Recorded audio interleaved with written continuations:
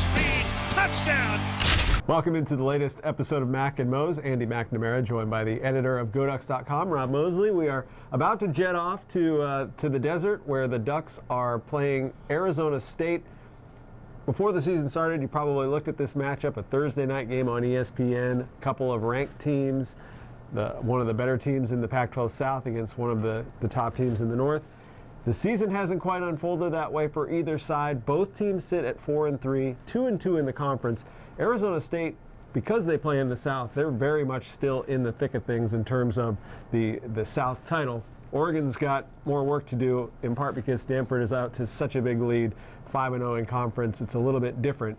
But both teams, I think, that stumbled out of the gates, maybe starting to get things together, and it should be a really good matchup anyway on paper. Yeah, somebody's going to be feeling really good about themselves in a couple of days, and somebody's going to still be feeling this maddening sense of inconsistency that they just can't get any momentum going. Both teams 4-3 coming to this one just can't really get things rolling. I think, from Oregon's perspective, coming off that game against Washington, getting Vernon Adams back and having him look pretty good, particularly in those third down situations where you saw him be a playmaker, kind of what we thought he was. He was finally playing up to that ability, and Darren Carrington's return. A second solid defensive performance in a row, and a second time in a row right up until the last 5 minutes, you felt really good about things defensively, and things broke down. So some things to work on there. But some reason to be encouraged. If that Washington game feels so long ago at this point, it's hard to feel like you can get any momentum coming off of that. But it's going to be exciting to watch them take the field again and see, can there be growth from that performance at Husky Stadium. It's been a little while since these two teams have matched up against one another because of the 12-team conference. Now it's a little bit different. You can't possibly play 11 opponents. Well, you could, but they don't do that. Pac-12 would never make the playoffs. Exactly. So, but some familiar faces on both sides of the ball. Not many, but for Arizona State, Taylor Kelly is gone. Mike Bercovici is the quarterback. He's been there for a while, has seen some time as the backup to Kelly and even as a starter in the past. He's had kind of a rough season to date. Has a bunch of touchdown passes, most of those, though, coming in the non-conference part of their schedule. Has had a difficult time in Pac-12 play. DJ Foster still on their roster, one of the most dynamic players in the Pac-12. Kind of a guy without a position a couple years ago. They've transitioned him more to a receiver, a slot back now, I think. And that's his primary role, but very dangerous with the ball. So offensively, Arizona State still has some weapons. Yeah, and stop me if you've heard this one, but kind of as Bercovici goes, so goes the Sun Devils, and I think we've seen that with Oregon with the quarterback play this year too. Games Ducks have gotten some decent quarterback play that they've managed to win, but you saw what happened when things fell off without Vernon Adams. Bercovici's been kind of hit or miss, and in games when he has a quarterback rating of 120, 130, 140, they're winning. But he's had games too where he's under 100 and they're losing those games. So he has put up his best numbers against quote unquote lesser opponents. We'll find out where Oregon falls in that spectrum. This secondary obviously has been beleaguered over the course of this year, but with Tyree Robinson moving to corner to full time against Washington, Charles Nelson playing again there at safety and looking like he's found a home there. Arion Springs, I think, has been a little under the radar, but you're not hearing his name as much lately because I think, teams aren't testing him as much. I know he gave up some plays early on, but I think he's starting to lock some things down just a little bit. So,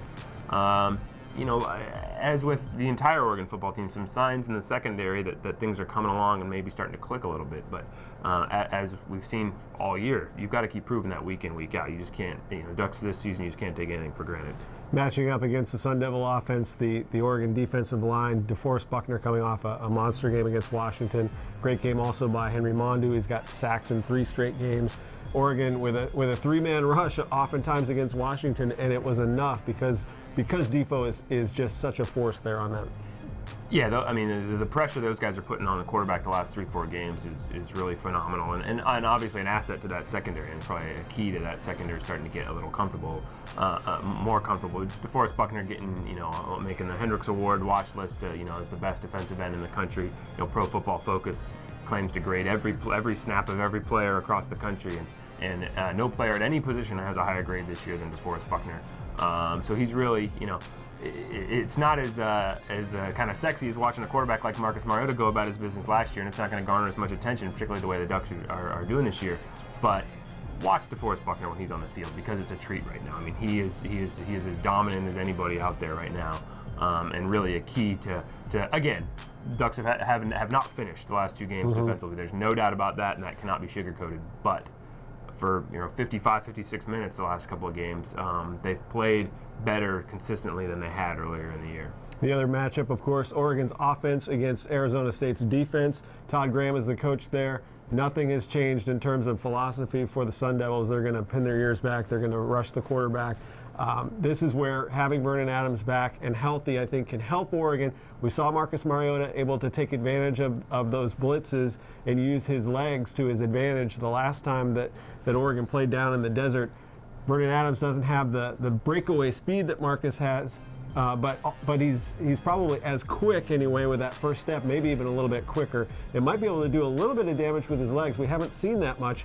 He's been out due to injury for the bulk of this 7-game stretch, but maybe a chance for him to be that dual threat quarterback for Oregon. Yeah, you look back to the very first game of the year, and he kept on a couple of zone reads, and they joked after the game, that was his first chance to play with Royce Freeman. He said, "Wow, Royce is pretty good. I should give him the ball." And I think that's his default at this point. That, give Royce the ball and let him run, and you can't really fault anybody for having that mindset. But every once in a while, it's like when you see the zone read run in the NFL. I mean, the NFL quarterbacks just can't afford to keep the ball as much. But you want to every once in a while, like Nick Foles would do with, in Chip Kelly's offense. And, I haven't seen Stan Bradford do it as much with the Eagles, but not to get too far afield there. But, Vernon's got to keep it every once in a while, try to hurt a team, make him respect that zone read play, because that'll help Royce even more.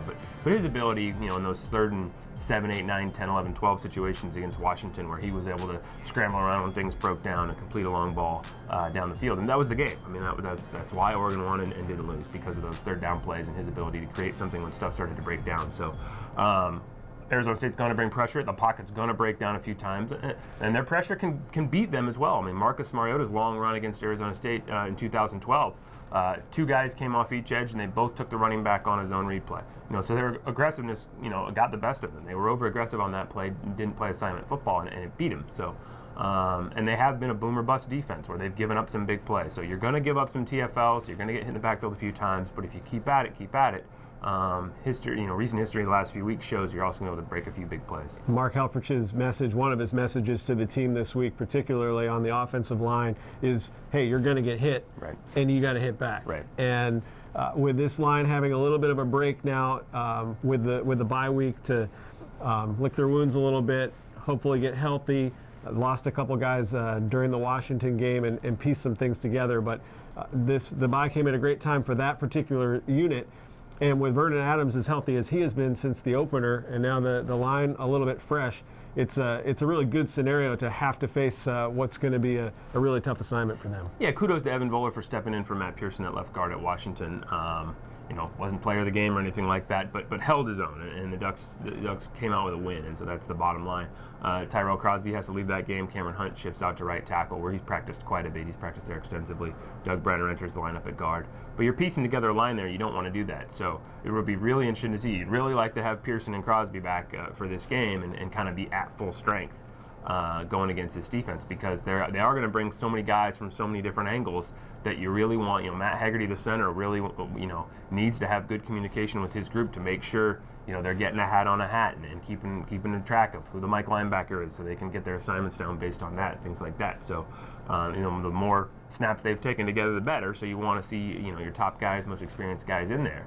And we'll find out Thursday night, just what the status is of guys like Pearson and Crosby, and kind of how better an offensive line the Ducks are going to be able to field. One name that you don't hear a whole lot about when you talk about the games in recap is Tyler Johnstone. Yeah. And Tyler, returning from injury, missed all of last season. He's the left tackle, which is obviously a key piece on an offensive line, particularly with a right-handed quarterback. He's protecting the blind side of Vernon Adams. But his steady play, he's a senior now. This is his last trip home as a Duck. So I think he's going to be amped up. Hopefully that translates in a good way, but he's going to be playing in front of a bunch of hometown or home state folks anyway. And I just think that he probably isn't getting the recognition like DeForest Buckner because of the record. You tend to sort of, those guys don't get highlighted on these national lists or don't come up in the conversation quite as much, but he's really been solid all year. Yeah, and you feel for those guys too, because it's their last year. They devoted so much to this program. It's not going so far how they wanted it to, but they haven't quit on each other. They haven't quit on this team. They've been the leaders behind the scenes. They've been the leaders on the sidelines in games, and because they've been steady performers themselves, they've maintained that credibility. And Tyler, I mean, you can tell he looks like RoboCop out there by the time he takes the field. He's got so much gear on to keep his body pieced together. He's feeling 5 years of college football in his body, but he's still going about his business and has really matured into a good leader for this team. And yeah, going home, he wants to get one against the Sun Devils. I'm sure he'll have a lot of friends and family in attendance, so it'd be nice to see him be able to come out with one more W. 7:30 kickoff Pacific time. For those of you on the East Coast, our apologies once again. 10:30 for you. ESPN is the broadcast, the Ducks and the Sun Devils, and like Rob said at the beginning of our taping here, one of these teams is going to feel really good about themselves on Friday morning, and the other is going to be back to the drawing board with a very difficult Pac-12 slate for both sides going through the rest of the schedule. We'll be here to recap it early next week. Until then, you can reach us via Twitter if you have any questions or comments. I am at McNamara UO. He is at Duck Football. Until next time, we'll see you. Gets the corner into the end zone for the touchdown. It's through 50. He's got the speed. Touchdown.